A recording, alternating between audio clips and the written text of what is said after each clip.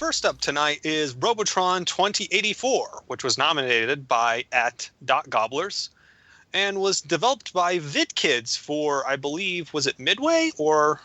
Midway. Yeah, okay, that's what I thought. And it was published in 1982 for the arcade. Wait, it wasn't technically Midway, though. It was Williams Electronics. I mean, the whole Williams-Midway relation gets kind of confusing. Yeah. Especially once you factor in Bally.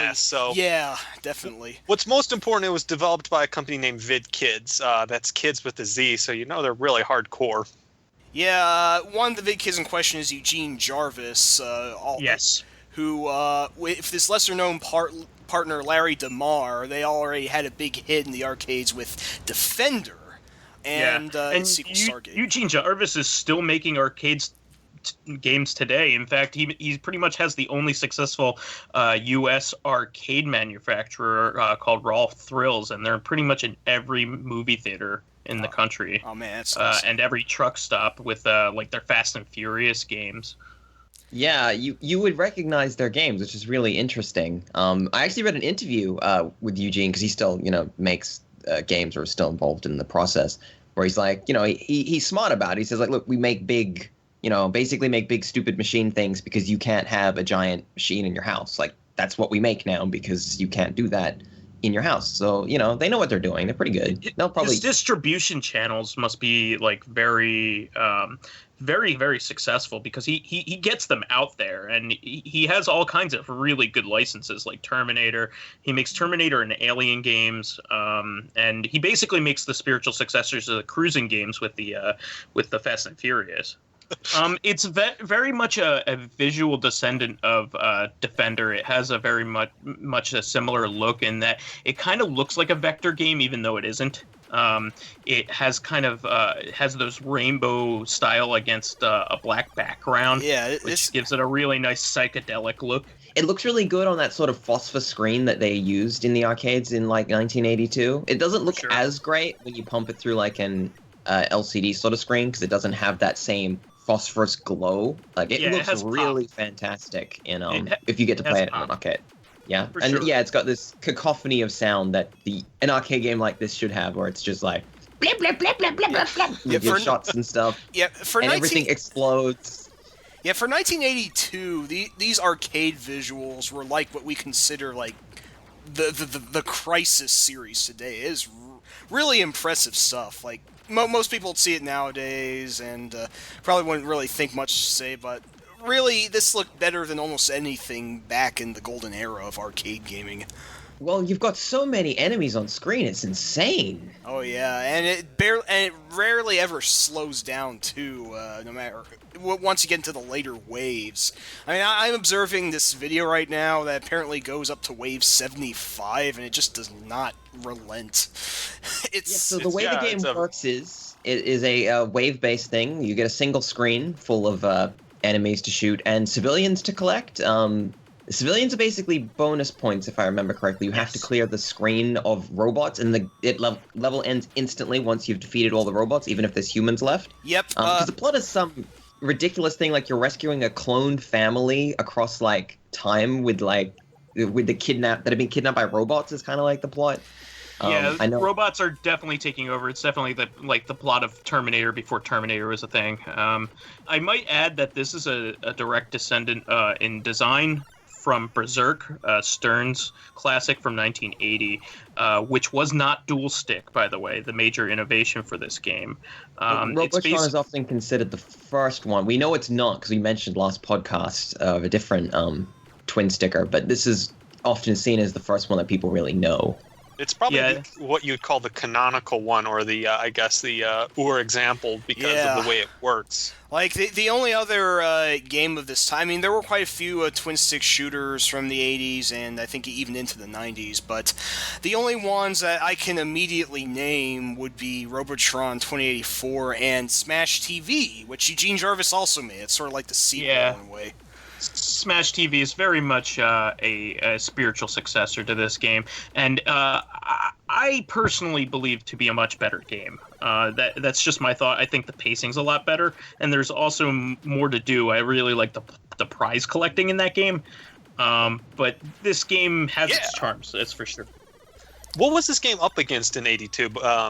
If we're going to consider it against the other sort of games of the time, I meant given how fast it was, how colorful, the unique dual stick control scheme. Well, I can give you a quick rundown. Just typing "best video games 1982," courtesy of Google.com. Visit them for all of your Google needs. Frenzy came out, Berserk sequel, same year. I do think that compared to Berserk, Robotron kind of leaves it in the dust. The twin sticks makes a huge difference in playability. I personally like Frenzy better, but it's a slower-paced game, for sure. The video games from 1982 it was up against includes Dig Dug, Burger Time, Q*bert, Donkey Kong Jr., Mr. Do, Joust, Zaxxon, Pole Position, Jungle Hunt, and several Atari games. Pitfall, yay, E.T., boo. I think what you find interesting here is even in '82, you're starting to see, like sort of a massive Japanese influx of really, like, that's when their games were really starting to dominate the scene. Xevious was this era as well. Yeah, Namco was definitely gaining prominence around this time. And Konami. Oh yeah, wasn't Time Pilot 1982 also? Scramble was 1981. You have Super Cobra with its sequel. You have Puyan, like I mentioned before. Yeah, you have quite some good ones. Stern's also releasing Rescue, which I personally like, but it's little known. There's some really good titles. There's a lot of little known games from the early '80s because most of them people don't really remember or care about because half the games that were released in the '80s were like arcade exclusives that only people who were in arcades in like 1982 really played. So one more I found that's a personal favorite is Satan's Hollow. Yeah, that's a good one. Yeah, it's like a really good Galaga game. Yeah, Galaga-style game. Yeah, it's like Galaga meets Judeo-Christian mythology. So yeah, we've got Robotron. It's one of those games we have that doesn't really need an introduction. It's been part of common gaming lexicon for literally since its release, basically. You've basically been able to buy a version of it for a very long time and with no like interruptions in service, pretty much. It's a classic. It even has sequels. It even has direct sequels on the PlayStation and N64. But I think it's a very, like Defender. Defender is a very, very, very difficult game. And this game has a simpler setup, which I give to its credit. It's a really good game to easily understand. Well, it's helped a lot by the fact that the control scheme is not like 18 different buttons that you have to memorize. Exactly. The barrier to entry is a lot lower than Defender in that case because it's just a bunch of buttons, kind of like Asteroids, but worse. It is a really difficult game. Once you get past like the third screen, it starts murdering you. Yeah. Well, this game doesn't have credits. Not credit. Yeah, it doesn't have continue. Sorry. Like you get one chance. You get to you can earn extra lives, and it's very generous with the extra lives. Yes. But it cranks it up to 11.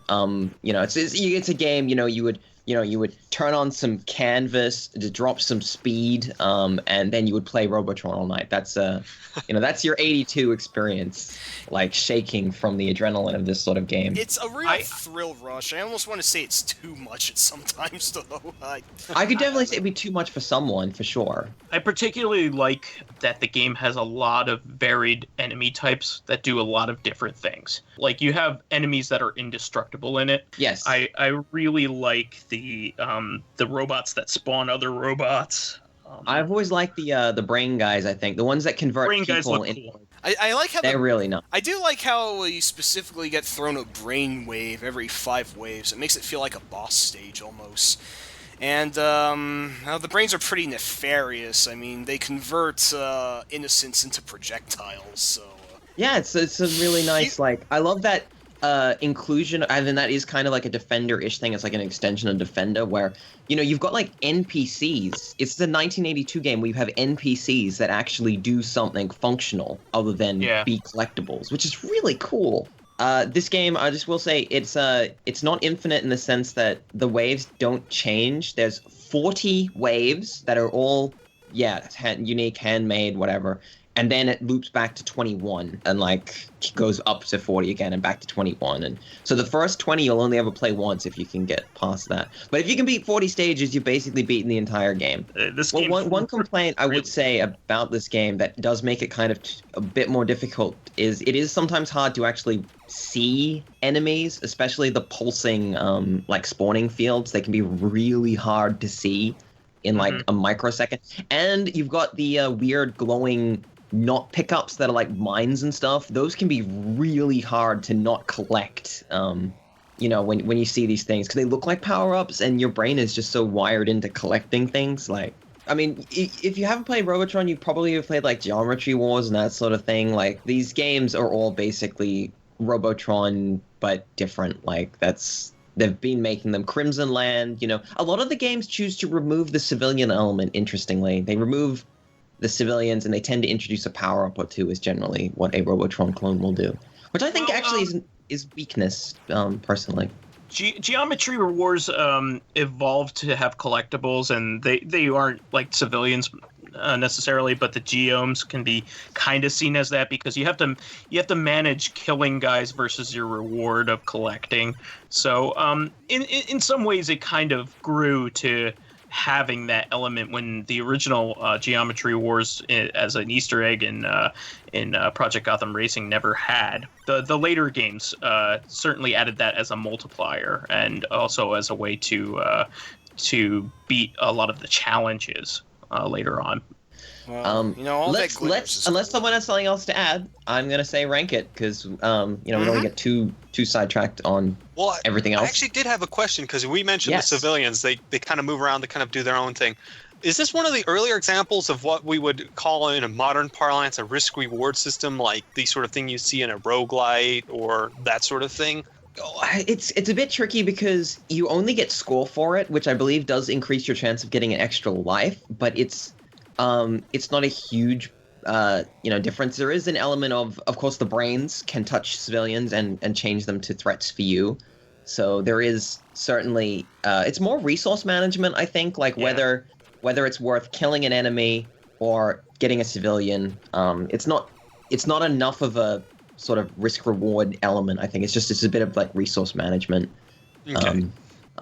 But it's not, you know. It's definitely an improvement over Berserk, which didn't was just features attacking robots in it. So, not that I don't like Berserk. I do genuinely like Berserk as well. And Berserk has killed so many people. You know, what a great game.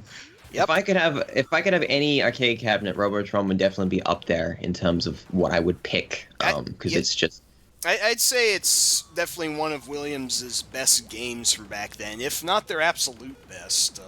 Because I never really was a big fan of Defender, but this one I could see why it gets all its accolades. I was going to say in between Tapper and Zookeeper, because I like Tapper better, but I think it's a great game.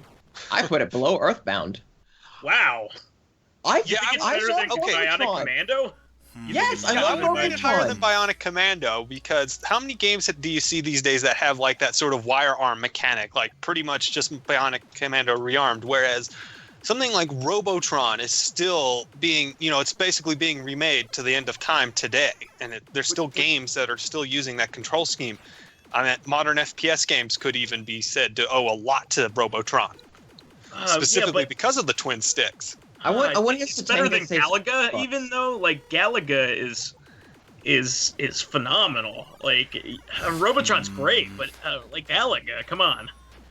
I would probably rate it better than Galaga, and I really like Galaga. As an adrenaline junkie, I much prefer Robotron. Robotron is definitely faster paced than Galaga, for sure.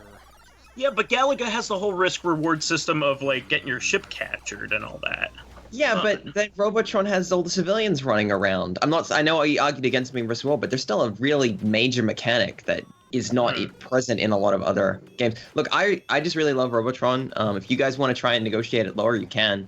I love it too. That's the thing. But like all of these games up in the top 25, top 30 are really good. Ranking the good ones versus the good ones is going to be always really the hardest because whenever you rank a good game, you got to push good games lower, which is that's tough. you know. And you are ranking it above Blue Stinger, I might add. I was going to say, because Xerxes isn't here, we don't have to... I mean, this game lacks Dog's Bower, but I'd say hot take it's better than Blue Stinger. Hey, Hey, Dog's Bower could be in the game. He could be one of the unnamed civilians. We just don't know.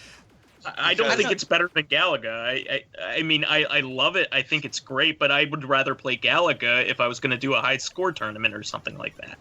I would probably play a Robotron before I play Kicks if I was going to say it.